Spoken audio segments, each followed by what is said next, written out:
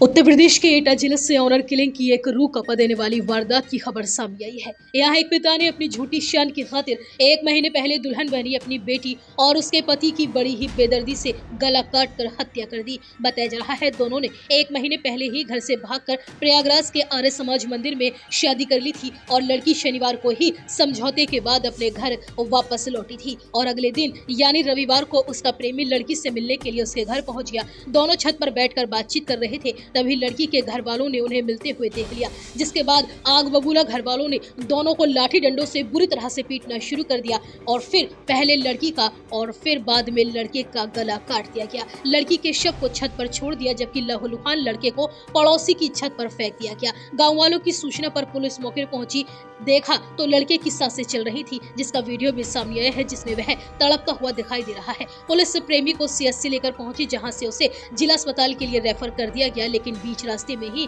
लड़के ने दम तोड़ दिया। बताया जा रहा है कि दोनों ही लोधी समाज से थे।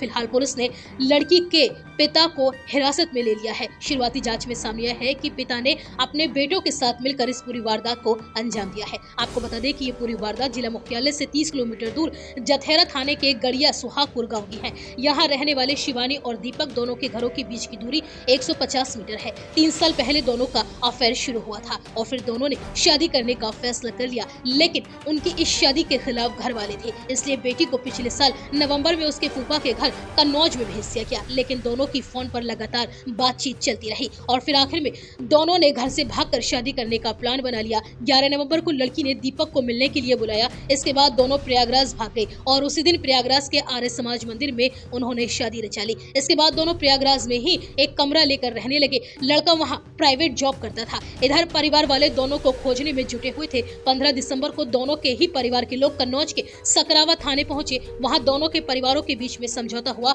कि हम लड़की को वापस ले जाएंगे और कोई कानूनी कार्यवाही नहीं करेंगे। गांव के लोगों ने बताया कि शनिवार को शिवानी प्रयागराज से अपने घर वापस लौट आई। रविवार रात 8 बजे दीपक उसके गाँव पहुंचा और वह सीधे शिवानी के घर चला गया। वहाँ शिवानी से छत पर वो बातें कर रहा था, तभी लड़की के घर वालों ने आकर दोनों को बात करते हुए पकड़ लिया। गुस्साई परिजनों ने पूरे गांव के सामने ही दोनों को लाठी डंडों से पीटना शुरू कर दिया। दोनों चीखते चिल्लाते रहे, लेकिन कोई भी उनकी मदद के लिए आगे नहीं आया। गांव के लोगों ने बताया कि परिजनों ने पहले शिवानी का गला काट दिया और इसके बाद दीपक का भी गला रेत दिया गया। दीपक को लहूलुहान हालत में पड़ोसी की छत पर फेंका गया, जबकि शिवानी का शव उसी की छत पर पड़ा रहा। गाँव वालों ने डायल 112 के माध्यम से पुलिस को सूचना दी। आनंद फानन में एसएसपी एटा श्याम नारायण सिंह फोर्स के साथ मौके पर पहुंचे, लेकिन तब तक शिवानी की मौत हो चुकी थी, जबकि दीपक की हालत गंभीर थी। उसे सीएचसी से जिला अस्पताल रेफर किया गया था, लेकिन रास्ते में ही उसकी भी मौत हो गई। शिवानी के पिता अशोक कुमार प्राइवेट ड्राइवर हैं। शिवानी की मां बिट्टो देवी का कहना है कि मेरे पति ने किसी की हत्या नहीं की है।